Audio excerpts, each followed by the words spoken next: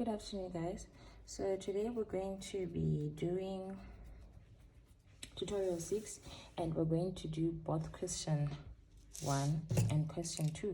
So tutorial 6, this one is question 1. This is the tutorial that I sent on the group. So when I'm reading, you can be referencing with the work that I sent you. The work that I sent you on the group. So I'm going to read the question. The question says a 400-hectare catchment area situated near Newcastle in Natal, which is an inland region, that is important information, has an average annual rainfall of 850 millimeters. The elevation of the point at the head of the natural channel watercourse, which is a length of 2.8 kilometers and a fairly uniform slope, is 1379 meters above sea level. The elevation of the discharge point is 1323 meters above sea level. The average slope of the hillside SO in the catchment was calculated to be 11.8% over 65% of the catchment and 3.1% over the remainder. The soil permeability over the catchment area can be considered to be 25% semi-permeable, 35% permeable, and 40% very permeable. The catchment is covered by 30% dense timber plantations, 20% cultivated land, 50% grassland. And then the question is, using the rational method, calculate the peak discharge for 10-year, 20-year, and 50-year return period. So, and then plot the graph of your results. So the first thing that we have to do, step 1, is calculate the runoff coefficient. So how do we calculate the runoff coefficient? It's denoted by C is equal to CS, which is the surface slope, plus CP, which is the permeability, plus CV, which is the vegetation, multiplied by the correction factor, FT. So first, we break it down. First, we calculate CS, which is the surface slope, And then how do we do that? If you go to your formula sheet, you will see a table written rural C1, and then on the side it's written component surface slope CS, permeability CP, and vegetation CV. So what do? We go back to the information that we've been given, and the information says that the average slope of the hillside in the catchment was calculated to be 11.8% over 65% of the catchment, and then 3.1% over the remainder, right? So when we go to the table in the formula sheet, we've been told that it says that surface slope, which is CS, right? And then under steep areas,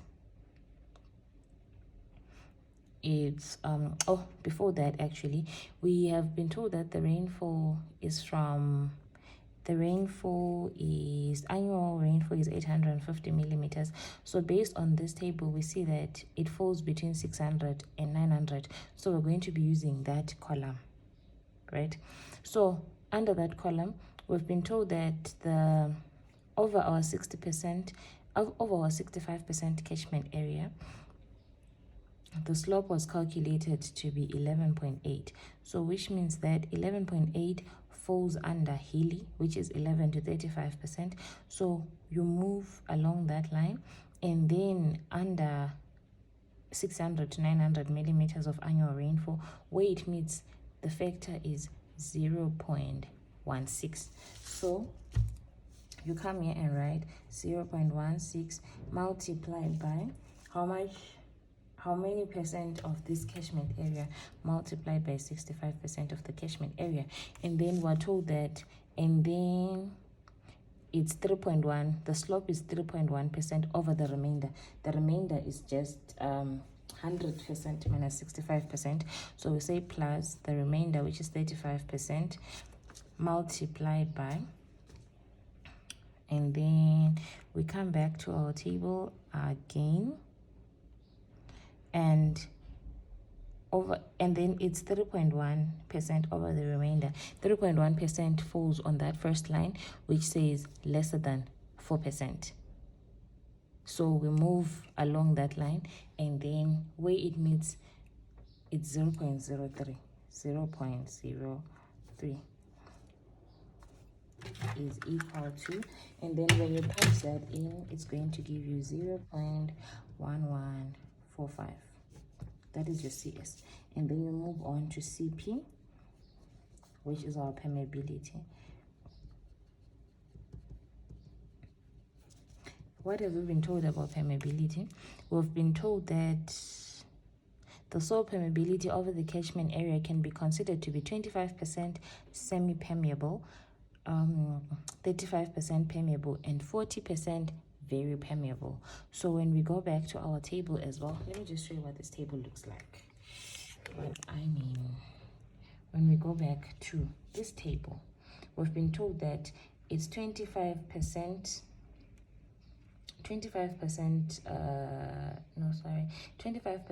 semi-permeable.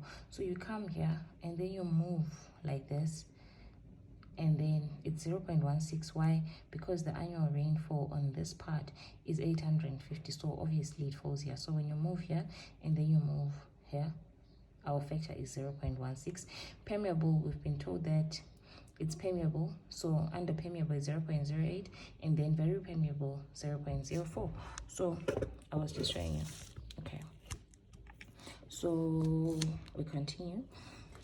Under permeability, we've been told that it's 25%, and then we multiply. We've been told that it's 25% semi-permeable, and then semi-permeable is 0.16, so multiply that by 0.16 plus 35% permeable, so it's 35% multiplied by the factor for permeable, which is 0.08, plus, and then 40% very permeable, so we write 40% multiplied by 0.04, 0.04, and then when you punch this in your calculator, you're going to get 0.084. And then now you move on to CV, which is the vegetation.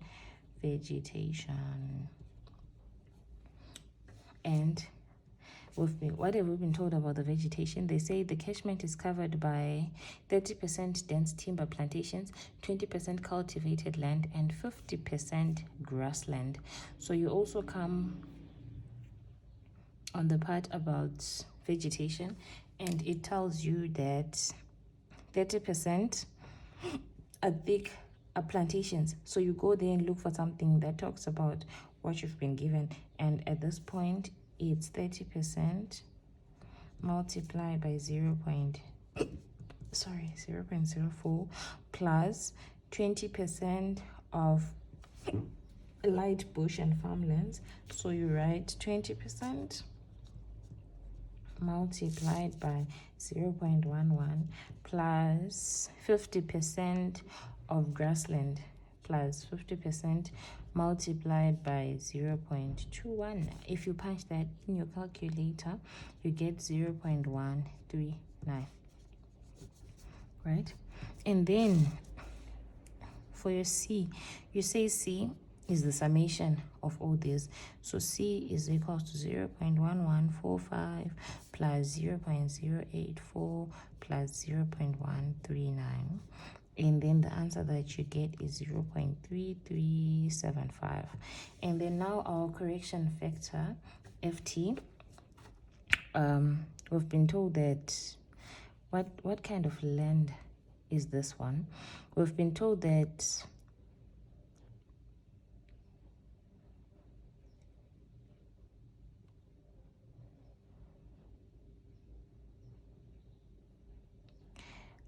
the length is 2.8 and a fairly uniform slope, right? And then when you come on your correction factor, it says that your memo used for steep slope, but then Of course, you guys can confirm that with C. And then, so for the purpose of the memo, we're going to continue with steep slope for FT, but then the question says uniform slope. So you guys have to ask him during class which one he was right. So for the return period of 5 years, FT at 5 years is equals to 0.80, and then at 10 years is equals to 0.85. At 20 years it's equals to 0.90, and then at 50 years it's equals to 0.95. So what do we do? The question has told you to calculate for 10 year, 20 year, and 50 year. So our C, which is this one, right? At 10 years, we're going to say 0.3375 multiplied at 10 years multiplied by 0.85, which is equals to 0.287. And then C at 20 years is going to be 0.3375 again multiplied by the correction factor for 20 years, and the answer is 0.304. And then C at 50 years, it's going to be 0.3375 multiplied by the correction factor for 50 years, which is 0.95. And then the answer that we get is 0.321. So this is the question wanted us to find the runoff coefficient. This is the runoff coefficient, this one, at 10 years, at 20 years, and at 50 years. And then the next step is going to be TC, which is time of concentration. And how do we calculate time of concentration? We say slope of the water course. Remember, this is water course. Bear in mind, put that into mind. Yeah? So slope is going to be H over L multiplied by 100. So change in length is going to be 1379 minus 1323 over the length, which is 2.8, multiplied by 100. This is to change it to meters, and then multiply by 100 to change it to a percentage. The answer that you get is 2.8%. This is the slope, right? And then now TC, the formula for TC is equals to 0.87 multiplied by L squared over 1000 multiplied by the slope, everything to the power 0.385. So we substitute 0.87 multiplied by length. This time we're using length in kilometers. 2.8 kilometers squared over 1000 multiplied by slope as a decimal, the slope that we just calculated. So the slope as a decimal will be 0.028, everything to the power 0.385. When you punch this in, the answer that you get will be 0.66 hours. This is our time of concentration. And then the next step, which is step 3, we need to calculate the rainfall intensity. And then how do we do that? We're going to use a graph. Let me just show you guys the graph that we are going to be using. I will share the picture of this graph, the one that is calculated on the group so that you guys can familiarize with it. So the first thing is storm duration, and then under storm duration, the time that we've given is 0.66, so it's somewhere here. And then it's an inland region, so you get to inland and then you make a horizontal line. When you've made that horizontal line, we've been told that it's on the for a 10-year, 20-year, and 50-year period. So you make a line that intersects this one and the 10-year and the 20-year and the 50-year all the way here. And then when you get to this point, you look for where it falls under. I've been told that the annual rainfall is 850. So you draw a line between 700 and 800, and then where your lines from the top intersect 850, you make other lines that are going like this, right? So I'll share this graph with you guys. Not this one, the one that has been calculated so that you can see what I'm talking about. And then you read off the depth of precipitation on this side. So I'm going to provide them for you, and then when I send the graph, you will see what I mean. So for the depth of precipitation, I hope that's the correct formula. For 10 years, it's 51 millimeters. For 20 years, it was 60 millimeters, and then for 50 years it's 84 millimeters.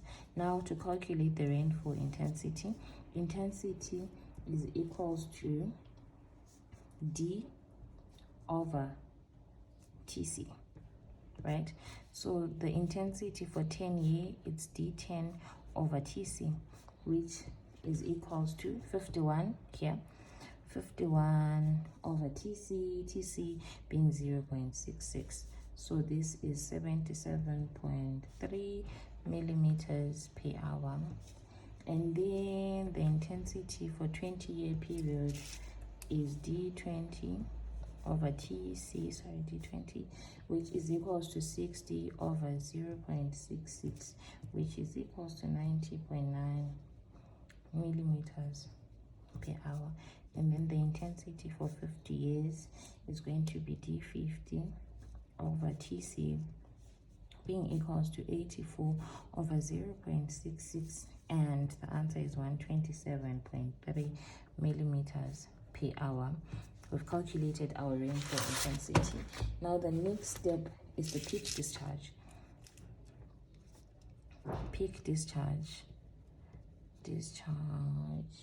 Which is denoted by Q. So now Q for 10-year return period, the formula for Q is CIA over 3.6.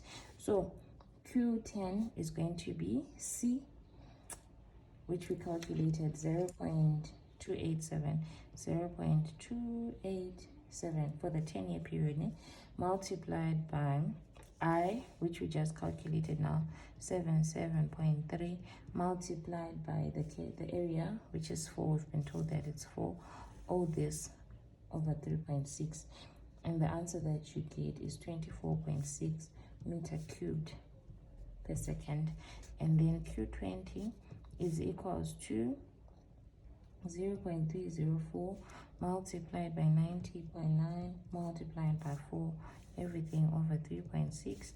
The answer that you get is 30.7 meter cubed per second. And then Q for 50 years, it's going to be 0.321 multiplied by 127.3 multiplied by 4, which is the area, over 3.6, is equals to 45.3 meter cubed per second. Now the last question is plot the graph. So you need to plot a graph. Sorry if the lines are not straight. Of return period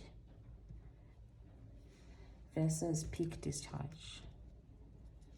Peak discharge. Q in meter cube per second, and this one in years. So what's the return period? We're going to start from 0, 10, 20, 30, 40, 50. Use any scale that you find fit. So our Q at 10 years, I hope it's visible. Our Q at 10 years is 24.6. Our Q at 20 years is 30.7, and then our Q at 50 years is 45.3, and then you just join those lines. That's it for question 1. After you draw these, that's the end of question 1. I'm going to start another video for question 2.